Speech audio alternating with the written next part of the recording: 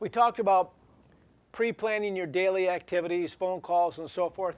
I'd like to see you fill your calendar up with what you're going to do that day. I already know my appointments. I allot an hour for them. I even put a lunch in there. But you know, from 2 o'clock to 4 o'clock, I'm gonna cold call, and I'm gonna specify the area in which I'm gonna be. I know that I'm calling on Rick or Nick, whatever you want to call him. And so I want to go, I'm going to be right there. So I obviously don't want to go all the way to the other side of my area. I'm going to cold call right there. So I'm going to spend 2 hours and I know the streets, and I put that in there. I want to call Village Mall. It's right next to them. I haven't been in there. I want to go cold call all those people. I'm going to do that between 2 and 4. So if you try to be on purpose on all your activities, okay? So you have your daily activities, your cold calling, phone calling, set up an appointments. You know, you got to set time to do your magazine manager. You got to have time to follow up and know what's going on with your phone calls, collections, art, sample. So here's what I watch salespeople do. This is their territory. Okay? And you know, this could be a big area. And so they're up here, and they got a call with a new appointment up here. And then they're going down here to pick up artwork, and then they're coming over here to drop off some books and collect the money, and they're all over their place. What I try to do is divide my market into a quadrant. And I try to stay, because you know, this could be a half hour, 20 minutes, it doesn't matter. I mean, I've got an hour, 2 hours worth of driving that I'm doing. Plus, it already told me it takes you an hour or something to get in the office. But you know, what I'm going to say is I got an appointment right here. So I'm going to try to plan my activities. I know I'm going to be there. And so I'm going to try to plan all my activities that I have to do. What are my activities? I got to pick up art. I got to show art. I got to drop off books. I got to collect money. And so Tom is way down here, and he wants me to drop off books. And I say, well, I can do that. I plan to do it on Thursday because I know I'm going to be in this area, and I'll set my appointments up for down there. I'm not going to go from here all the way down just to drop a book off. Okay, you got to do the things that are making you the most important thing at every given moment. What's the most important thing at every given moment? It's belly to belly with salespeople, with your customer. That's the only way you make money. You don't make any extra money for doing the artwork. You don't make any extra money for picking up checks. You know, I make sure my people pay on credit card, so I don't have to pick up checks. I put them on a reoccurring charge. I don't have to do that. Or I make sure they understand that they're supposed to send it in and when they're supposed to do it. Talking about the payment program is just as critical as anything else. Save yourself the energy and effort. I mean, I still got salespeople that go pick up their checks every month from these people. I'm going, dude, come on, you're a long drive. But you know, try to plan your day. So since I'm up here, I'm going to cold call. And I'm going to go pick up artwork from that guy. Hey, I know, you know, Ann, I'm going to be in your market. Do you mind if we get the artwork together? Is 2 o'clock good? Because you're here at 10 o'clock, and you're here at 2 o'clock, and then you're cold call in between. So make sure you manage your days. One of the things that I think you should know is there's a cycle to this business. Okay, most of the issues have a 4-week cycle. There's 4 of them that have a 5-week cycle. Hence you go from 48 to 52 weeks. So there's specific activities you do during those weeks. And you don't have to write this down because this is all on here, you can capture it.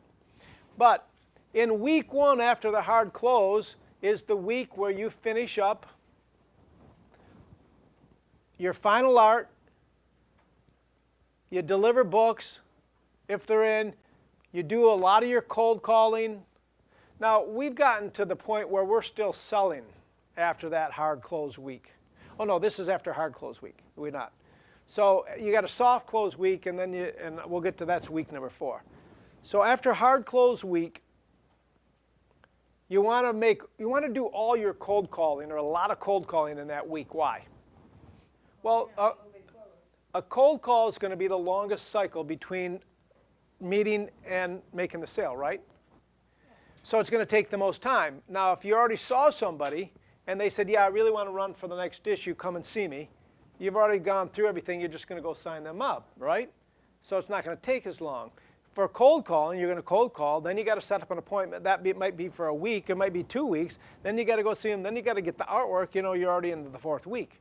So this is really your cold call week. And so how I do this is when I'm delivering books, I'm cold calling, okay? So I'm walking in, and I do a thing. Hi, Paula, Mike from Save-On. I was just next door with Suzanne. She's running in our book, and I know I don't have an appointment. I'll go through that. But the reason for being there was Suzanne. And by the way, but here's the latest book, and here's Suzanne's ad, by the way. I drop off her book, and I show her. And I can do some cold calling right around that. So let's say I got 20 books to do. And I drop off and I make 2 cold calls on every one of those books. 1 on each side of them. Makes sense, right? Week number 2 is rewrites. I'm going to come back and I'm going to talk to you about prospects list, okay? Because that's critical, I think. This talks about it, and you might not know what I'm talking about until I show you. But this is when I rewrite my hot customers. And a hot customer, somebody said that it's either a customer that runs, their agreement's up, and I got to re-sign them, or I met with them and they said, yeah, I really want to get into the May issue. Can you come and see me? And you've set the appointment up to go see them. So this is when I want to sign up all those 70 and 90s, get them out of the way. I'm done. Those are my good clients. I want to get them done because I want to get the artwork in. And I say, we sign up earlier. We get your artwork in earlier. You have more time to proof it. You have more time for the artwork to do it. One of the things that happens, guys, and this is your fault, is all the artwork comes in the 4th week. So now they got 500 pieces of artwork to do. And how much time can they spend? If you put it in week 1, they don't have that many pieces to do. They can turn around. They got more time. They're going to do a better job. You can show it to your customer. Last week, they're going to squeeze them out. You get it to your customer. Hey, can we proof this? We got to do it right now. We only have 2.5 minutes before it's. So, this is when you plan. So you get them signed up. You move into the next issue. You're cold calling. 75% of this week is cold calling too. This is where most of your cold calling comes in the week 1 and 2. I'm going to come back to this. I'm going to show you what makes sense of this when I show you a prospecting list. By the end of week 2, you will not work on any more cold contacts unless you don't have enough to do and you have to. But this is for a mature rep that has, 50 accounts. Okay, week 3, you will work only with warm and hot leads,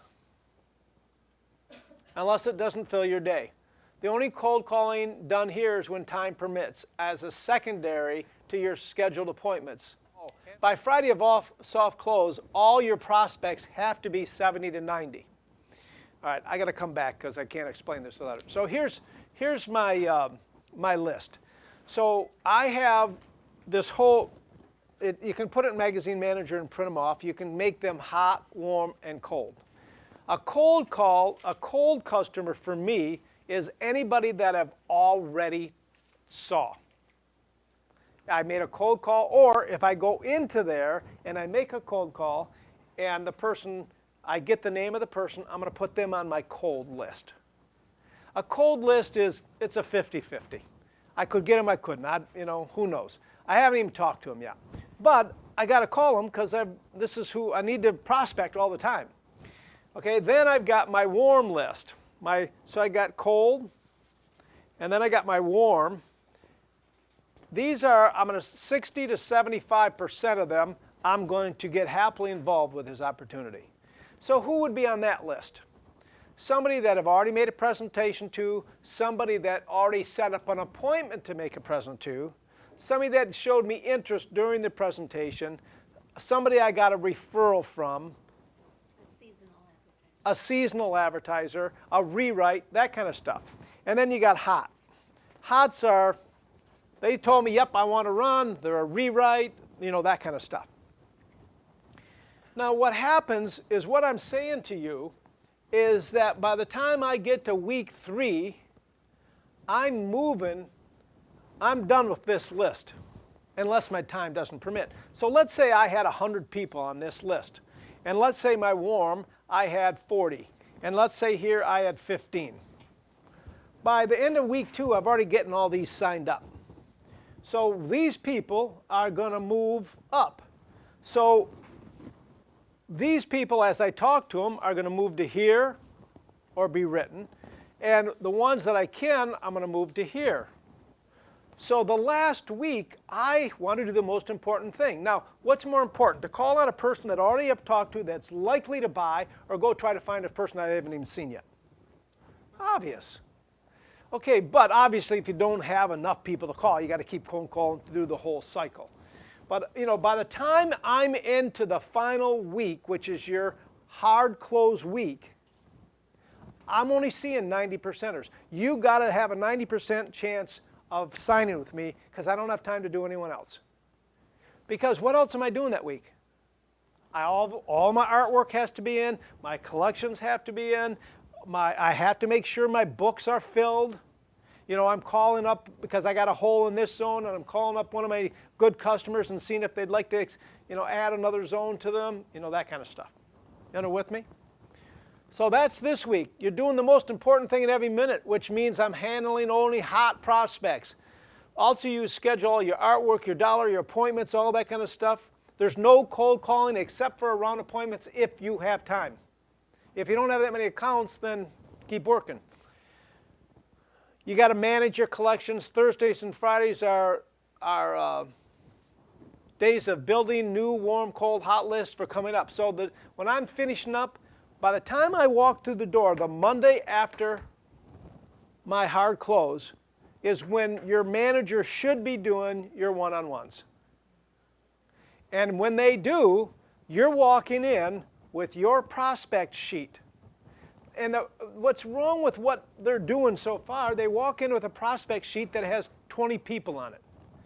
No, I want 100 people. Everybody you have ever seen, talked to, decided to, got a cold call from, got a card from, stays on your cold call list. This thing should be 2 to 3 pages long. This should be a page, that's a half page. If you don't have that many, you're not working and you're not going to make it. Not going to. And so, week 4, and then you spend 45 minutes a day updating MagHub and putting your list together. And when you come in here and you put a guy in and you say he's cold, you have your list built for you. Your prospect list is all ready to go. All you do is push a button. That Monday, you know, you edit it, you go through and you say, oh yeah, I forgot to get rid of that guy. He's dead. He doesn't want to run. I know he's not going to run with me. Your prospect list is your plan. It's your roadmap. It's where I'm going next month. It's who I'm calling on. It's the most important thing, in my opinion, that you do. Keeping track of the people you got to see and who you want to do it with. And to be successful, you keep building that up. You keep getting that bigger. Can you see how the life cycle is? So the week right after hard close, you're doing cold calling those 2 weeks. The week 2, you're signing up your 90%ers, getting them out, getting their stuff in. You know, and not only that's good because you get some wins. Okay, you're signing up customers, you're feeling good. It really pushes you into week 3. You know, because cold calling's, you get beat up a little bit. So it's nice to have, you know, you throw a signing up a customer and a layup, if you will, in between some of the struggles.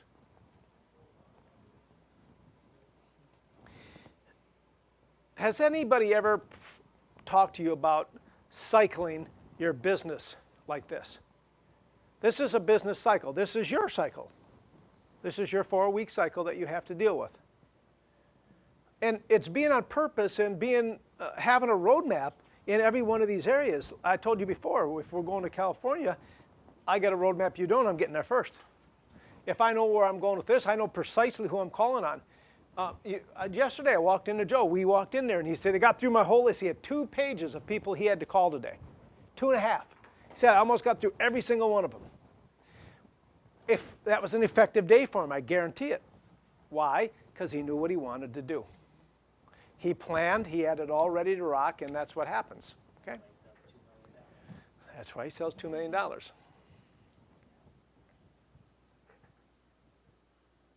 Any questions?